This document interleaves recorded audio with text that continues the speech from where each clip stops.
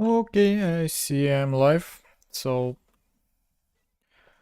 yeah, we continue to read Rust book. Uh, Last time we finished chapter 10 about generic traits and lifetimes. Basically, we read section 10.3, lifetimes. Was quite interesting. Yeah, we found out that is the syntax of the lifetimes. Lifetimes basically uh, not for changing lifetime itself, but about defining relationships between different things. Yeah, pretty new concept to me because in other languages I previously used was nothing like this. So yeah, and today we'll start chapter 11, writing automated tests. And let's start with the intro. In his 1972 essay, the humble programmer Edgar Dijkstra said that program testing can be a very effective way to show the presence of bugs, but it is hopelessly inadequate for showing their absence. That doesn't mean that we shouldn't try to test as much as we can. Correctness in our program is extent to which our code does what we intend it to do. Rust is designed with a high degree of concern about the correctness of program, but correctness is complex and not easy to prove. Rust type system shoulders a huge part of this burden. But the type system cannot catch everything. As such, Rust includes support for writing automated software tests. Say we write a function at 2 and that adds 2 to the whatever number is passed to it. This function signature accepts an integer as a parameter and returns an integer as a result. When we implement it and compile that function, Rust does all the function checking and borrow checking that you learned so far. Ensure that, for instance, we aren't passing a string value or an invalid reference to this function. But Rust can check that this function will do precisely what we intend, which is return the parameter plus 2 rather than, say, the parameter plus 10 or the parameter minus 50. That's where test comes in. We can write tests that assert, for example, that when we pass 3 to the add2 function, the returned value is 5. We can run those tests whenever we make changes to our code to make sure any existing correctness behavior has not changed. Testing a complex skill. Also, we can cover every detail about how to write good tests in one chapter. We'll discuss the mechanics of Rust testing facilities. We'll talk about the annotations and macros availability to you when writing our test, the default behavior, the option provided by running your test, and how to organize tests into unit tests and integrated tests. So yeah, this is the intro and basically my feeling about tests. They exist for a reason. It's like discussable topic. Different people have different opinion on it. Somebody just say, we don't need test at all. Some use TDD, some completely against TDD, etc. I'm trying to learn integrate more testing in my daily job, and actually now I found places where it just easier to write some functions with writing tests. Like, for example, if I do React Native mobile development and I need some helper function and I need to run the app, test various conditions, it's just easier to write some tests and do many different edge cases just in test than do it manually to test how app behaves. Another place for a test is it's huge for refactoring.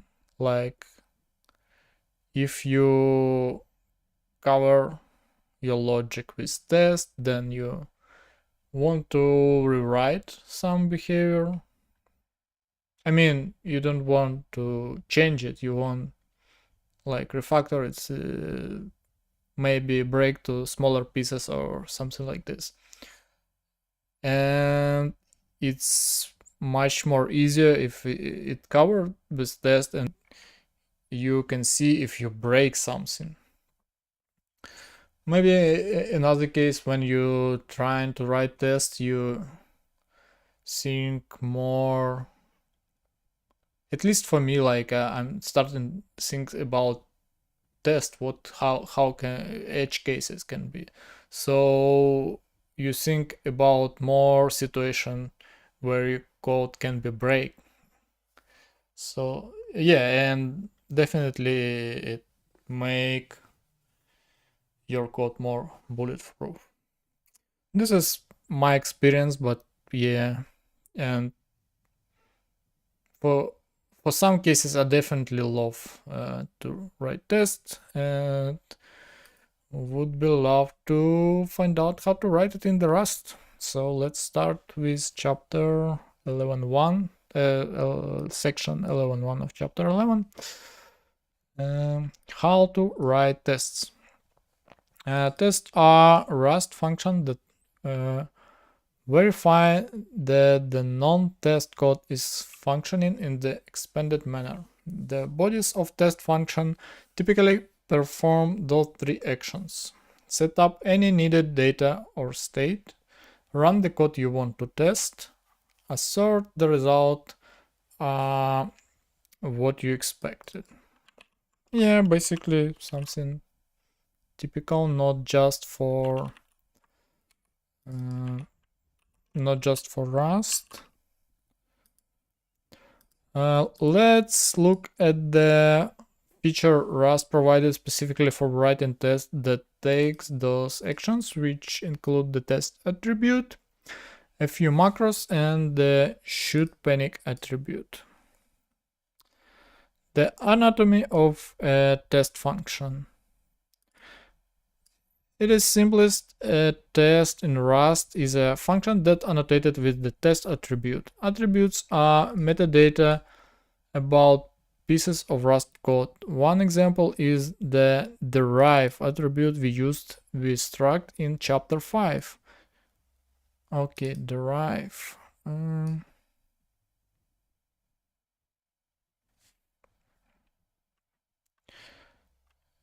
We definitely use it. Just want to quickly look into it.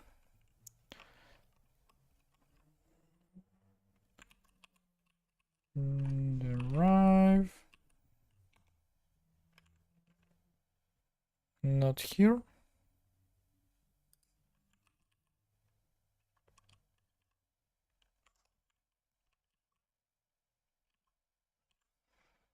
Okay, so the hash, the square bracket, derive, debug. Okay, this is how it looks. So this is attribute. To change a function into a test function, add test on the line before fn. When you run your tests with the cargo test command, Rust built a test runner binary that run the annotated functions and report on whatever each test function passes or fail. So Yeah, let's jump straight into it. We again it hashtag square bracket test fn my first test, and we can do cargo test.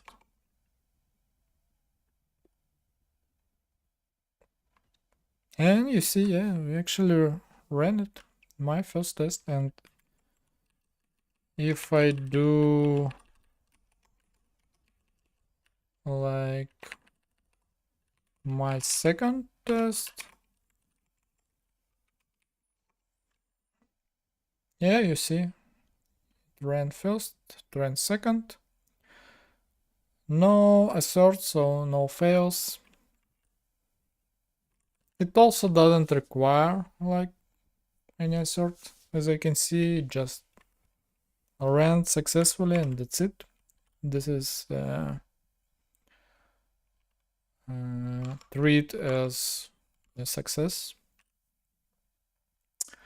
Whenever we make a new library project with cargo, a test model with test function in, it's automatically generated for us.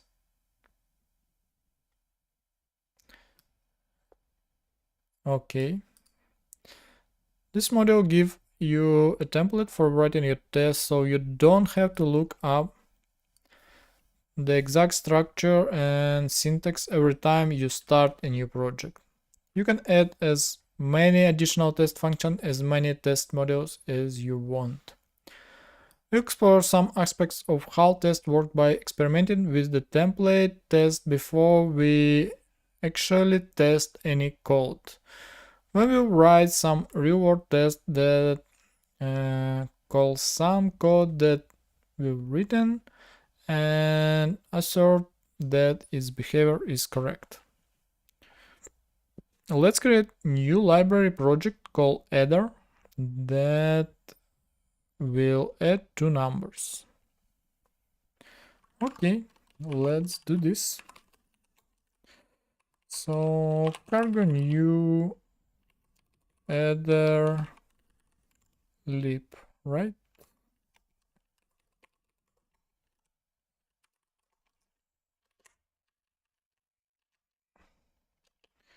And here you see, I don't know what is CFG, it sounds like config test.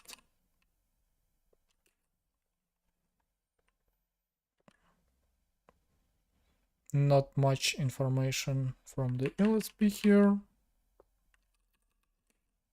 but okay.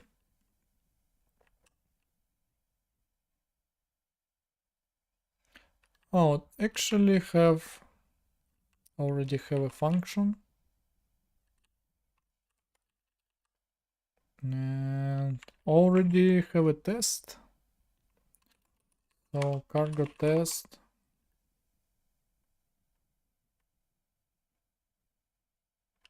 Yeah, it works. So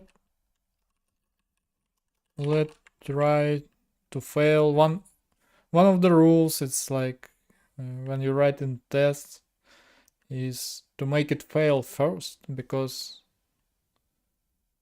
you should you need to make sure that your test working. If you write the test, there is a chance that it doesn't work and you just always receive success, and then you thinking it's testing something, but it actually not. So let's failed it. We can see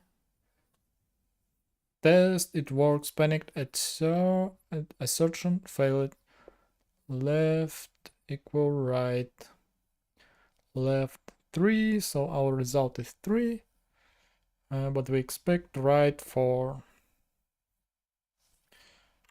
Yeah, this is okay.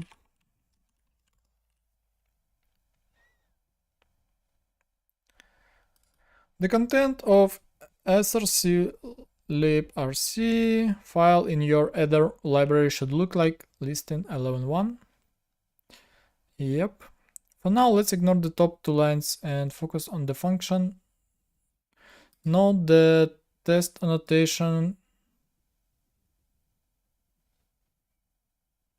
Note that the test annotation, this attribute indicate this is a test function. So the test runner knows to treat this function as test. We might also have non-test function in the tests module to help set up common scenarios or perform common operations. So we always need to indicate which function are tests.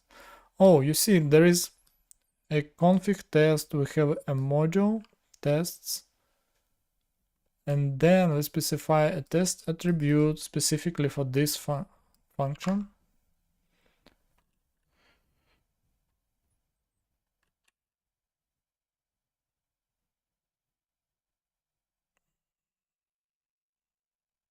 So if we just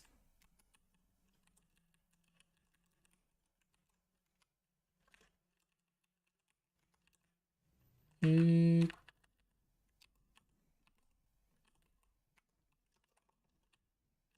fails, will it run if we try to run it? No, it's not run, but if we add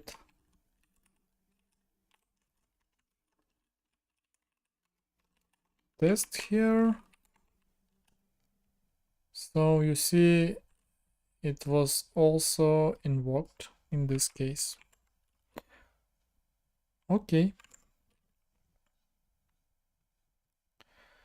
The example function body uses the assert equal a macro to assert that the result, which contains the result of adding 2 and 2, equals 4. This assertion serves an example of the format for typical test. Let's run it to see that this test passes. Okay, cargo compiled and ran the test. We see the line running one test. The next line shown the name of the generated test function called it works. And then the result of running the test is okay. The overall summary test result okay mean that all the tests passed, and the portion that reads 1 passed, 0 failed total the number of tests that passed or failed. Okay. Yeah, nothing basically to discuss here, just do what it do. It's possible to mark a test as ignored, so it doesn't run in a particular instance. We'll cover that in the ignore some test unless specified requested section later in this chapter. Okay, so now we're here and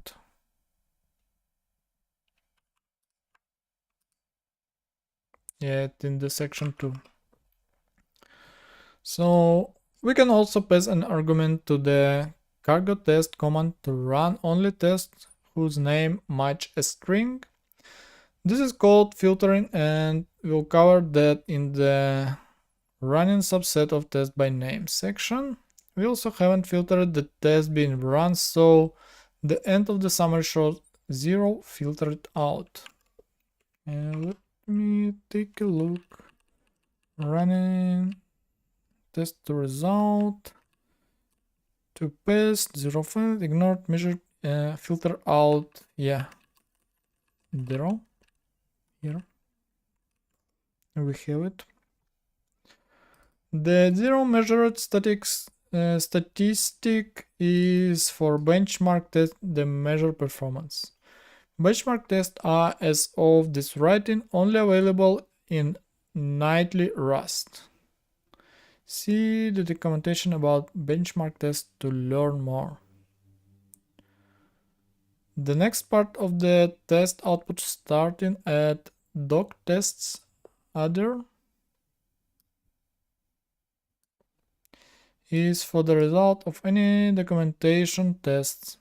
We don't have any documentation tests yet, but Rust can compile any code examples that appear in our API documentation. This feature helps keep your docs and your code in sync. We'll discuss how to write documentation tests in the documentation comment as tests. Yeah, this is actually sound really interesting, but it's part of chapter 14, so you will see it a bit later. For now, we'll ignore doc test output. Yeah, something we're able to do, definitely. Let's start to customize the test to our needs. First, change the name of the it works function to a different name, such as exploration, like so. Then run cargo test again. The output now shows exploration instead of it works.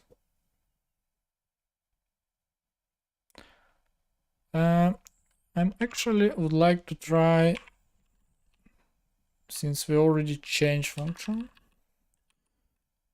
I would like to change the name of mod and see what happened. Cargo test, and yeah, it shows in the namespace in the path of our functions. Is it actually...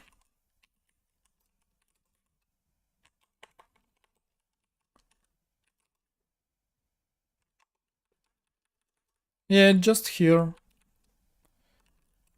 Okay. Now we'll add another test, but this time we'll make test that fails. Test fail when something in the test function panics. Each time is run in a new thread, and when the main thread sees that the test thread has died, the test is marked as failed. In chapter 9 we talk about how the simplest way to panic is to call the panic macro. Enter the new test as function named another. So your src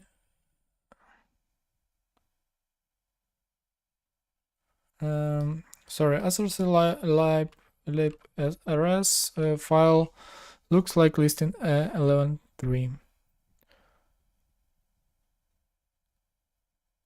So yeah, let's do it. It fails. We already have prepared it, and just panic macro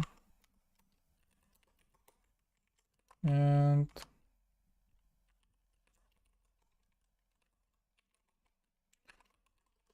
cargo test. Yeah, and it failed.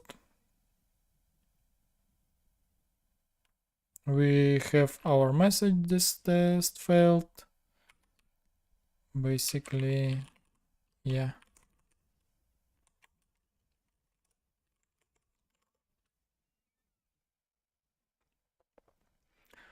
Run the test again using cargo test. The output should look like 11.4, which showed that our explanation test passed and another failed. Yeah, just did it. Instead of OK, the line test another shows failed. Two new sections appear between the individual result and the summary. The first displayed the detailed reason for each test failure. In this case, we get the detail that another failed because it panicked at make this test fail on line 10 in the src lab.rs file. And the next section lists just the name of all the failed tests, which is useful when there are a lot of tests and lots of detailed failing test outputs. We can use the name of a failing test to run just the test more easily debug it. We'll talk more about ways to run tests in the controlling how to test a run section. This is next one. The summary line display at the end. Overall, our test result failed. We had one test pass and one test failed. Now that you've seen what the test results look like in different scenarios, let's look at some macros of other than panic that are useful in tests. Checking results with the assert macro. The assert macro provided by the standard library is useful when you want to ensure that some condition in a test evaluates to true. We give the assert macro an argument that evaluates to a boolean. In the value, if the value is true, nothing happens and the test passes. If the value is false, the assert macro calls panic to cause the test to fail. Using the assert macro helps us check that our code is functioning in the way we intend. So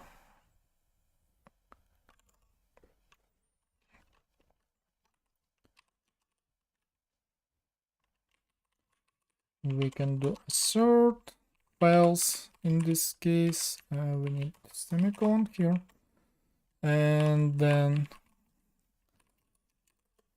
cargo test, and it failed.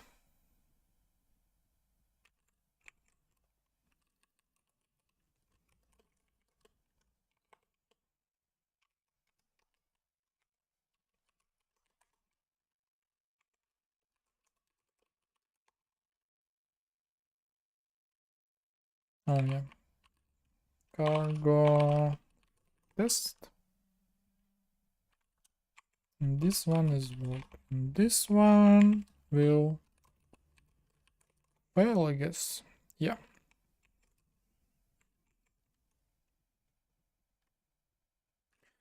Yeah, you see assertion fail it 1 equal to. This is something expected. So in chapter 5 listing 515 we used rectangle struct and can't hold method which are repeated here in listing 11.5. Let's put this code in the src librc file, then write some test for it using the assert macro.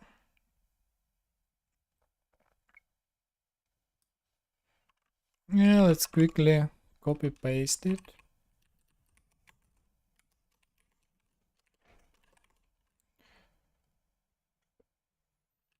So can hold, check if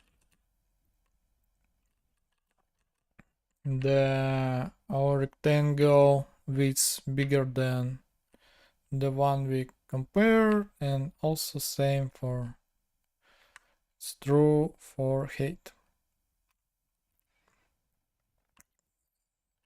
So rectangle can hold another rectangle is if its width and height bigger than width and height of another rectangle we try to hold.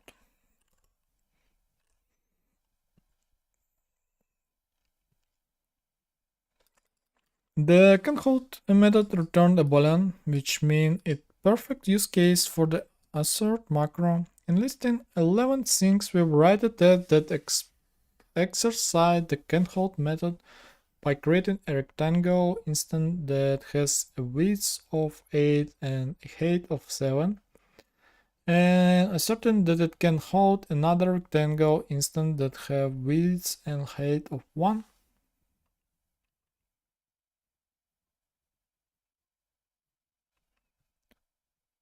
Larger can hold smaller. Yeah, let's do this. I think we don't need this one anymore, and larger can hold smaller.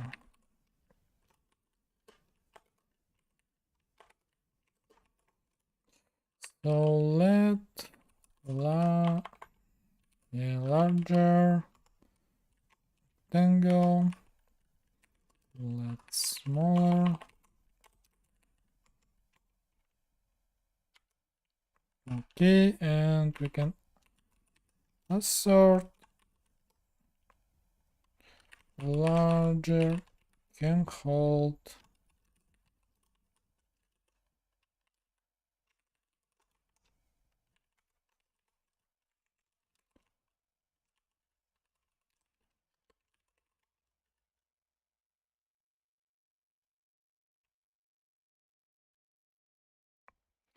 it best. Okay. And yeah, as I mentioned before, we need to make sure it fails.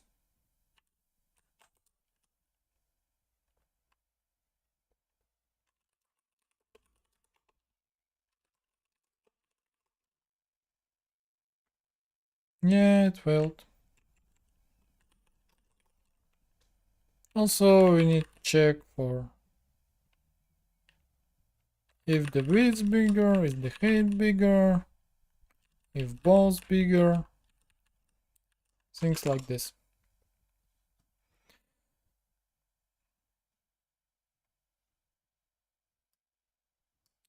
Note that we added a new line that's the test module use super. I haven't done, I guess, this one. What? Okay, use super. Oh, I have it as well.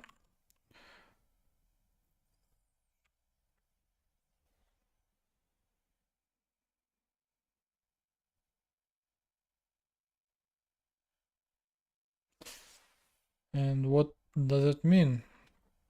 The test module is a regular module that follows the usual visibility rules we covered in chapter 7 in the place for referring to an item in the model test, in the model 3, sorry.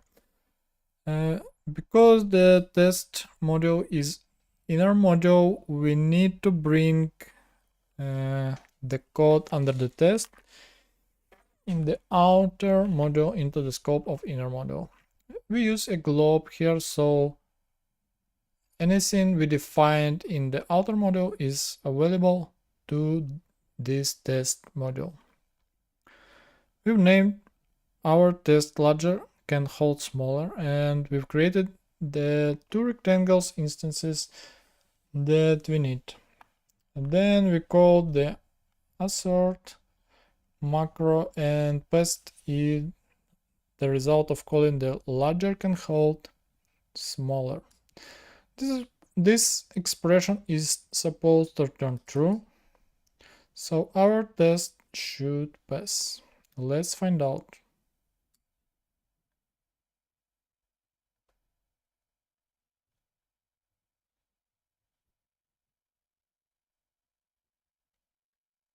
Yeah, we basically already ran it, it was passed, etc. We tried to fail it as well. It does pass. Let's add another test, this time asserting that a smaller rectangle cannot hold a larger rectangle.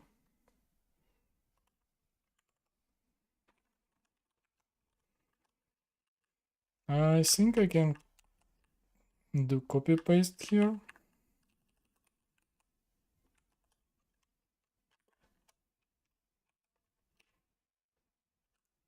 So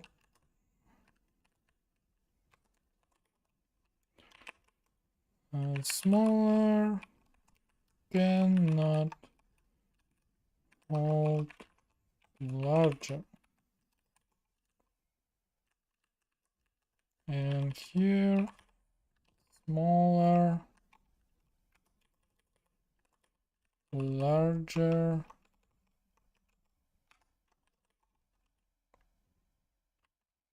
Let's see it fail first. Yep. And the correct supposed to be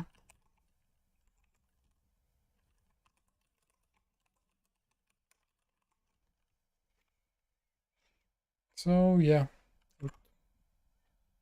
best.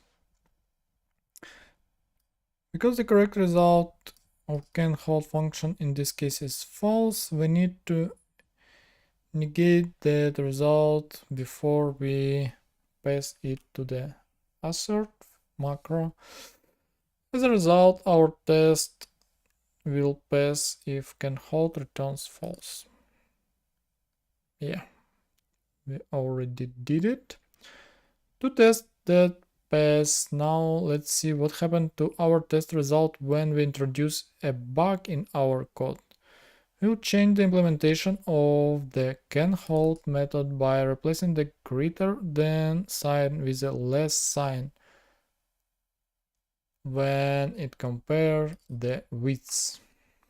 Yeah, this is actually interesting operation, and exactly when you do refactoring, when you're rewriting code without intention to change their logic, if you cover your logic with test, you will not do break your implementation.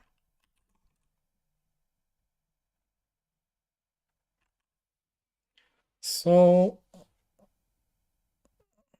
smaller cannot hold larger still. Okay, but larger can hold smaller failed.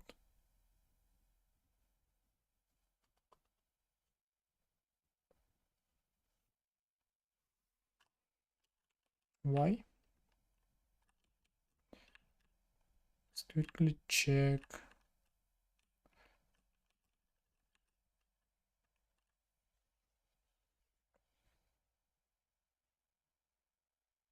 Oh yeah, so for true we need both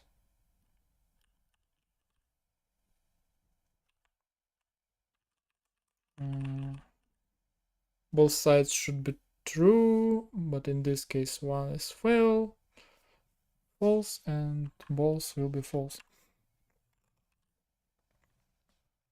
Yeah, this is what expected.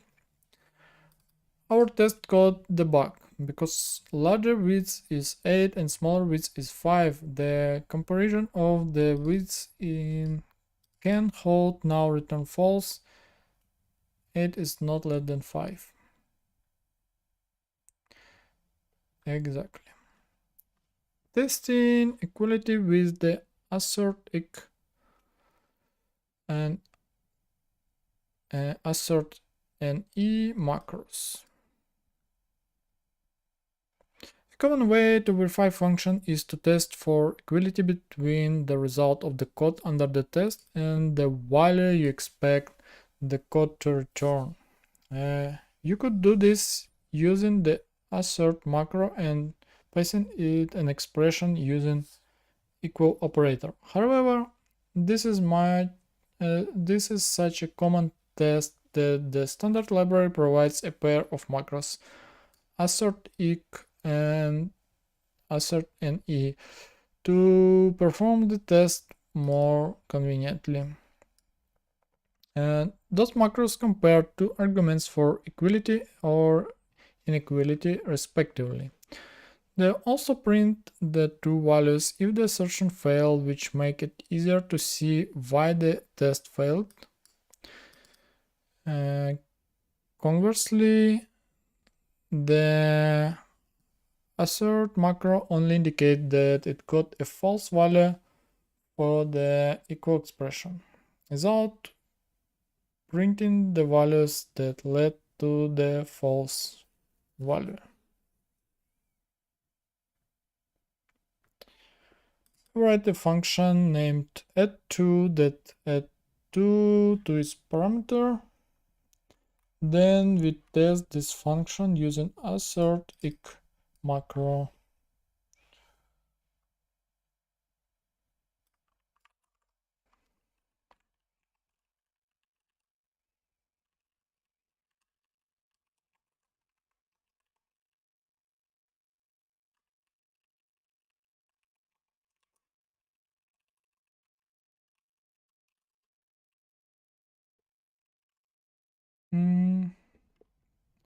it adds 2.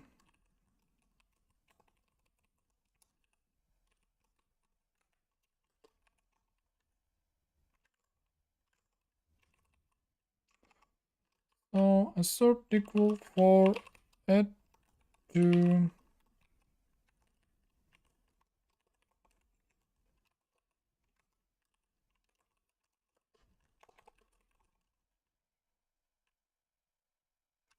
It adds 2, okay, but we still failing for larger can hold smaller. Let's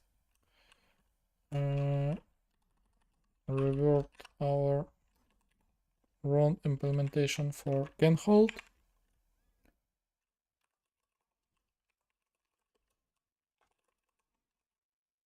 And everything pass now.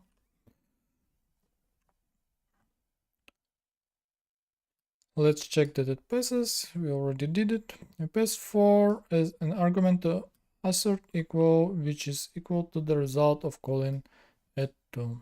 The line for this test is okay, and okay text indicate that our test passed.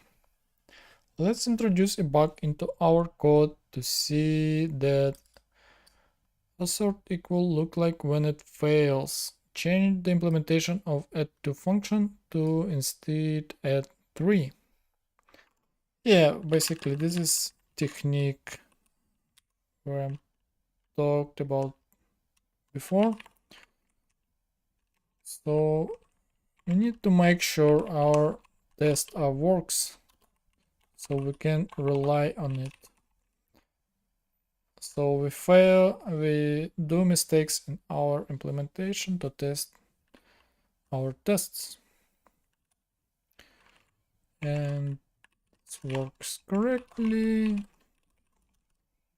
It's back to green one. So yeah, maybe something interesting here. And test it adds 2, panicked at assertion failed, left equal right. Okay. Okay.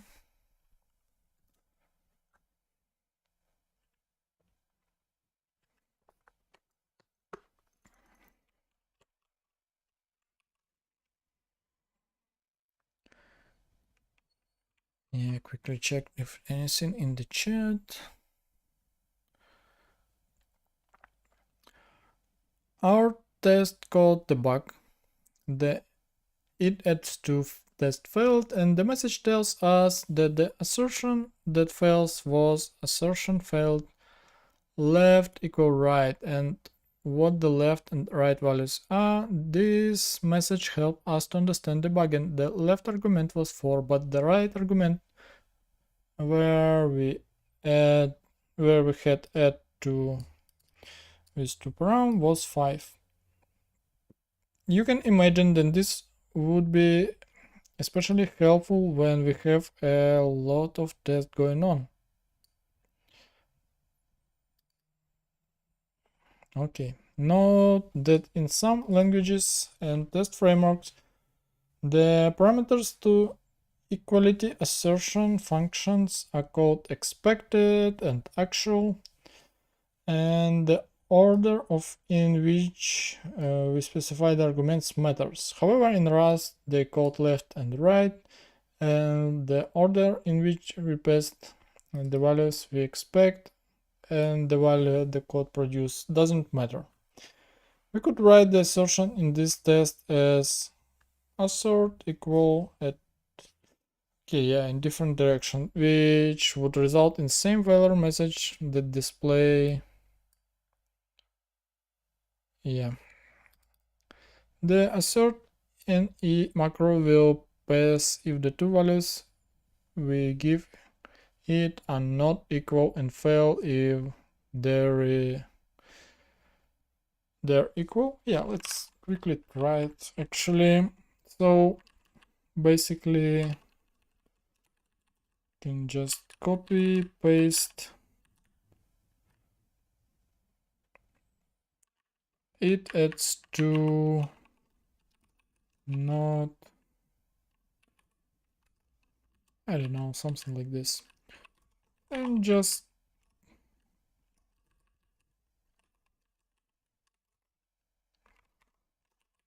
do it like this. Cargo run. So cargo test. Yeah, all is good. But if we do fork here,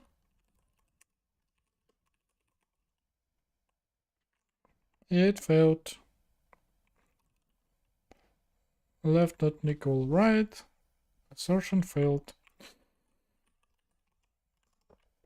Okay.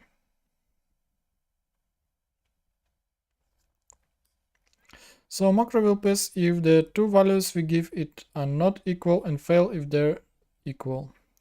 This macro is most useful for cases when we're not sure what a value will be, but we know what the value definitely shouldn't be. For example, if we're testing a function that is guaranteed to change its input in some way, but the way in which the input is changed depends on the day of the week that we ran our tests, the best thing to assert might be that the output of the function is not equal to the input. Under the surface, the assert equal, yeah, in this case we might want to make sure that we assert correct value for each day and we mocked somehow the day is today. But yeah, just for book example, it's fine. Under the surface, the assert equal and assert in E macros use the operators double equal or not equal, respectively. When the assertion fails, those macros print their arguments using debug formatting, which means the value being compared must implement the partial equal and debug traits. All the primitive types and most of the standard library types implement those traits. For struct and enum that you define yourself, you need to implement partial equal to assert equal of those types. You also need to implement debug to print the value. Sorry, I lost my thought. So when your assertions fail, the macros put arguments using debug formatting, which means the value being compared must implement the, okay, yeah. So this is to be able comparison, and this, I don't remember what debug trait is doing.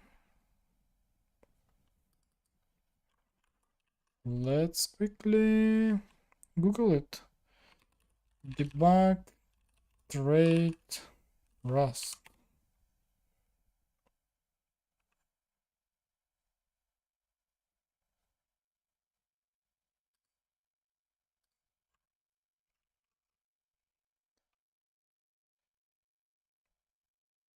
All types which want to use std, oh okay, formatting, this is required for formatting. Yeah, got it. So all the primitive type and most of the standard library types implemented those traits. For struct and enum that you defined yourself, you need to implement partial equal to assert equality of those types. You'll also need to implement debug to print the values when the assertion fails, because most traits are derivable traits as mentioned in listing 512. In chapter 5, this is actually straightforward as adding the derive partial equal debug annotation to a struct or enum definition. Okay. So adding custom failure messages. You can also add a custom failure to be printed with the failure message as optional argument to the assert, assert equal, assert, and in macros. Yeah.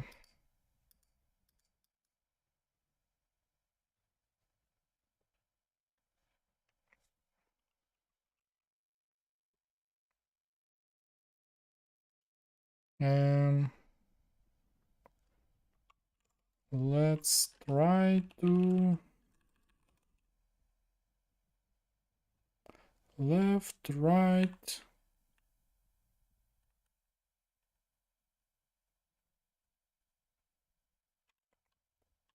Okay, it's not obvious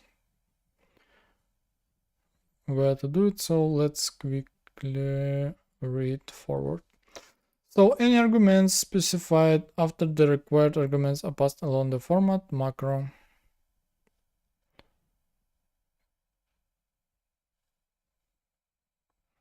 So you can pass a format string that contains placeholder and values to go in those placeholders.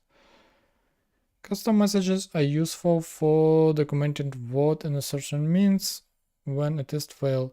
You'll have a better idea of what the problem is with the code. Yeah, definitely we can put something helpful in our test fail, because when you write the test, it's kind of obvious what's going on for you in most cases, but if you back to it in some, I don't know, in half a year, you back to this code, change something, it failed, and it can help you to remember quickly, or if somebody else from your team dealing with it, this additional text could help him a lot. So, for example, let's say we have a function that greets people by name, and we want to test that the name we pass into the function appears in the output. Okay, let's copy greeting function itself and the test.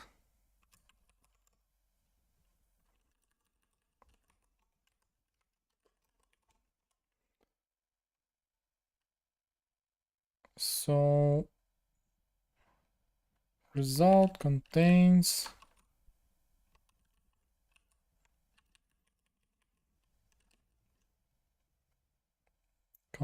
return boolean, and this is clear.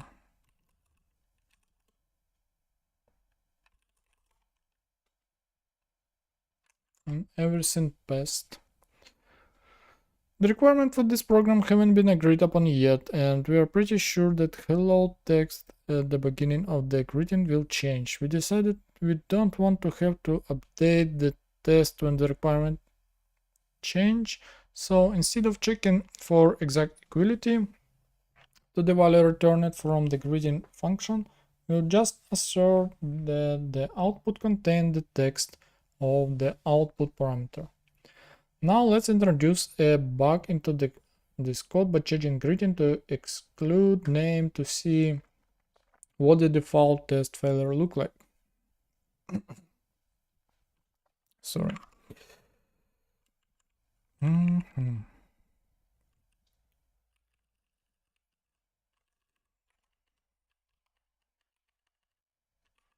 Maybe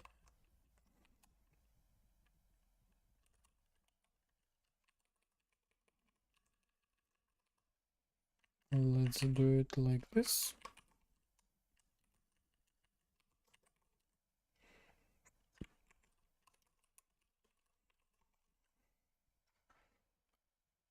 So the default failure message is greeting contains name, panicked at assertion failed, result contains Carlos.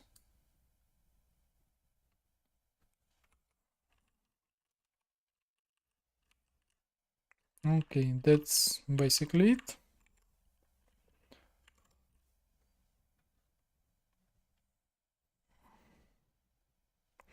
This result just indicates that the assertion failed and which line the assertion is on. A more useful failure message would print the value from the greeting function. Let's add a custom failure message composed of format string with the placeholder failed in which the actual value we got from the greeting function.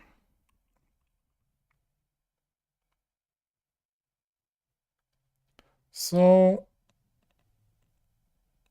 okay.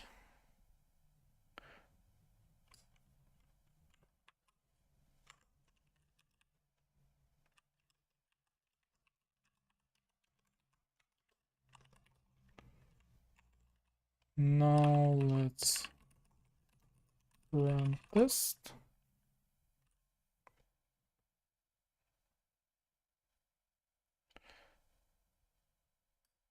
Panicked at greeting did not contain name while was hello. Yeah, exactly. And let's quickly fix and see how it's look.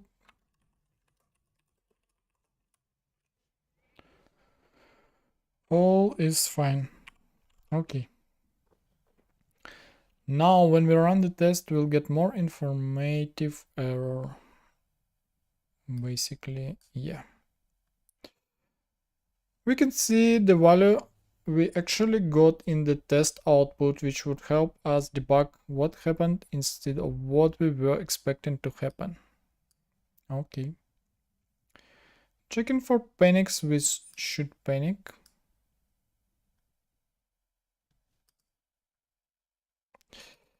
In addition to checking return values, it's important to check that our code handles error condition as we expected. For example, consider the guess type that we created in chapter 9, listing 913. Other code that uses guess depends on the guarantee that the guess instance will contain only values between 1 and 100. You can write a test that ensure attempting to create a guess instance with a value outside the range panics. We do this by adding the attribute should panic to our test function. The test pass if the code inside the function panics. The test fail if the code inside the function doesn't panic. So let's see.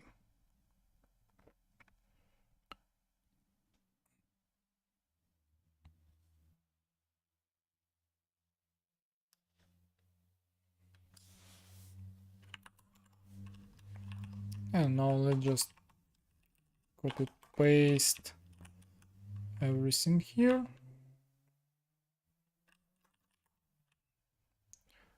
So guess new will panic if we pass value outside of the range less than 1 or bigger than 100. And if it panics, the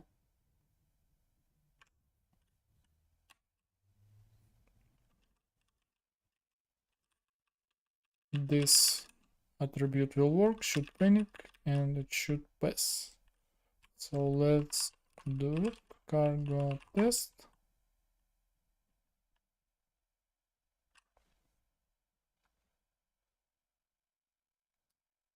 Yeah, should panic, and of course let also try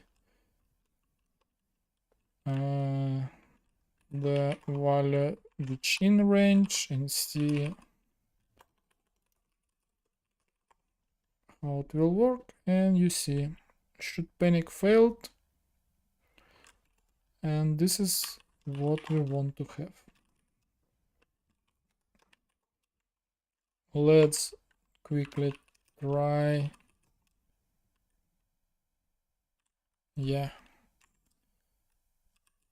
range from another site. Okay, we are good with should panic attribute. Replace the should panic attribute after the test attribute and before the test function it applies to. Let's look at the result when this test pass. Should panic.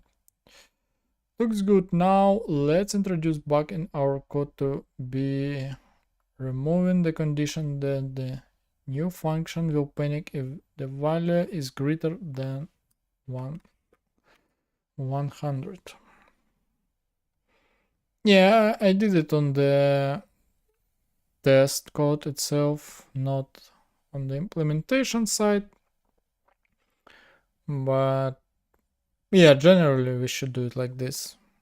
But in my case, it doesn't really matter while we're learning. So yeah, we don't get very helpful message in this case, but when we look at the test function, we see that it's annotated with should panic. The failure we got means that the code in the test function did not cause a panic. Tests that use should panic can be imprecise. Okay. A should panic test would pass even if the test panics for a different reason from the one we're expecting. Yeah, that's a good point. Because if we have other condition for panic and it was the case, so test will just pass.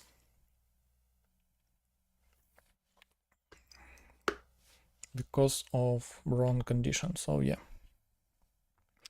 To make should panic test more precise, we can add an optional expected parameter to the should panic attribute. The test harness will make sure that the failure message contains the provided text.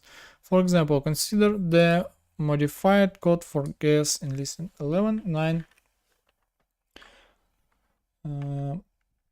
where the new function panics with different messages depending on whether the value is too small or too large.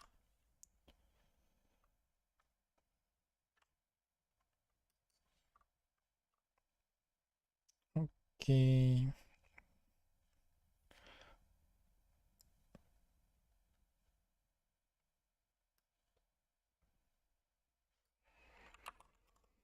Let's update our implementation.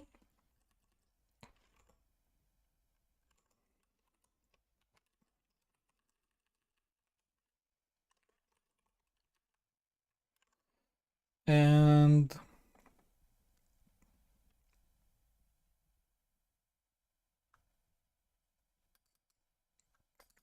here we expected less than or equal to 100, and this is part of this condition, of this panic in this condition.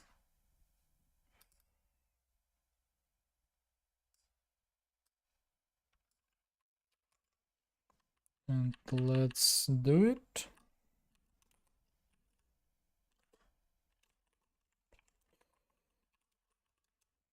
Cargo test.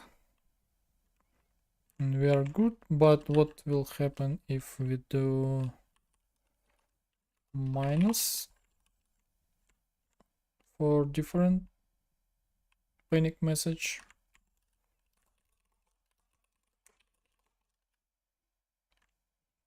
Yeah, it's still fine. Failed even if we panicked, but the message was different. And you see, guess value must be greater than or equal to 1. Got this one. Yeah, this is looks pretty nice. I like it.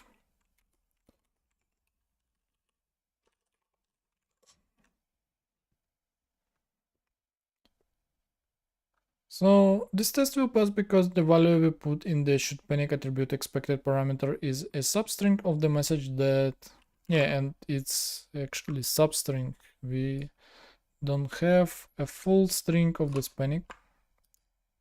which is also quite nice because this parameter will be different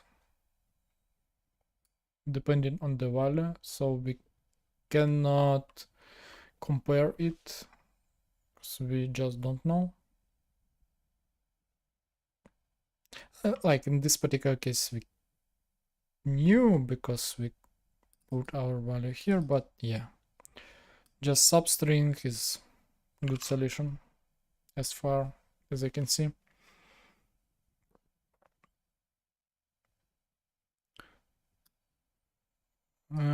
Is substring of the message that the guess new function panic with. We could have specified the entire panic message that we expect, which in this case would be guess value must be less than or equal to 100 got 200. You choose to specify depends on how much of the panic message is unique or dynamic and how precise you want your test to be. In this case, a substring of a panic message is enough to ensure that the code in the test function execute the else if value. To see that happened when issued panic test with expected message fails, let's again introduce a bug into our code by swapping the bodies of the if value and the else if value blocks. Yeah, I quickly tested with different values again in the test function just to speed up the process. But if you write in the real code, it makes sense to fail your test on the implementation side. The failure message indicated test did indeed the panic as we expected, but the panic message did not include the expected string. And the panic message that we did get in this case was guess value must be greater than or equal to 1, got 200. Now we can start figuring out where our bug is. And the last piece in this section, using result in test. Our tests so far all panic when they fail. We can also write tests that use result. Result is struct, right? Here is the test from listing 11, one rewritten to use result and return error instead of panicking.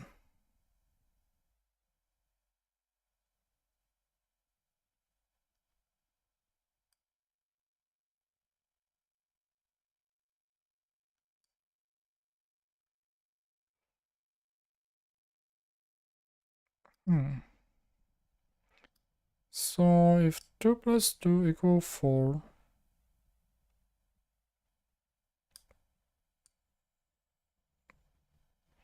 then we return okay, else we return error.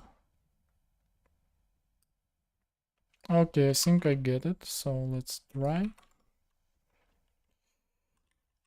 It works.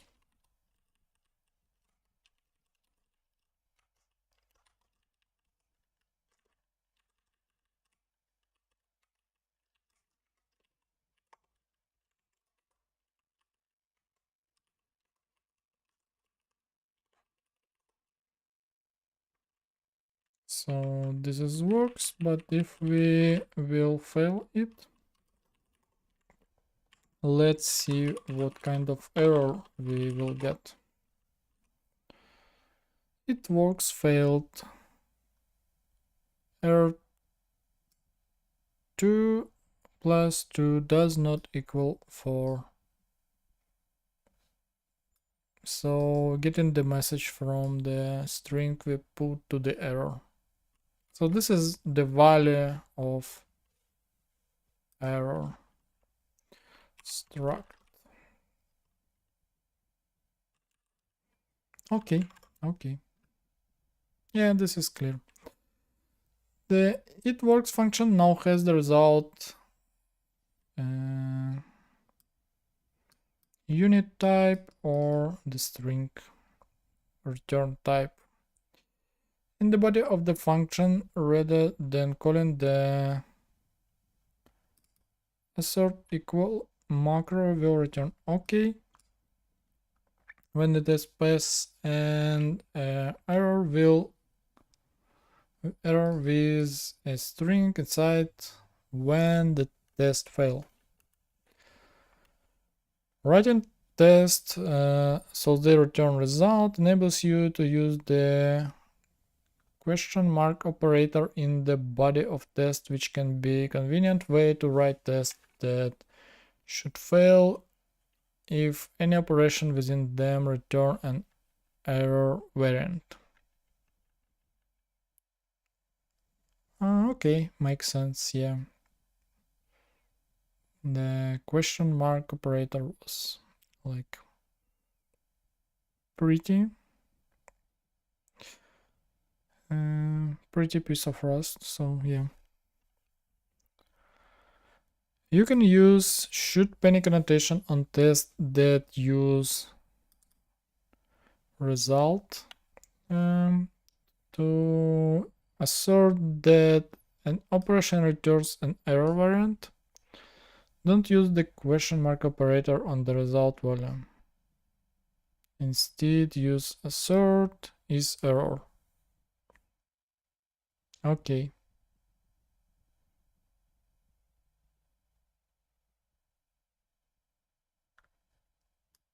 Oh, yeah. Just you can't, so you cannot use the should panic. So we need assert value is error. Yeah, got it.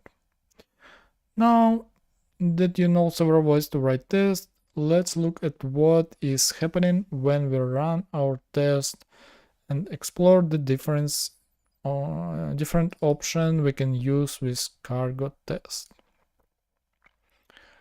Okay. So yeah, I think that will be it for today. Tomorrow we will continue with section 2 of chapter 11. Yeah, thank you for watching. See you next time.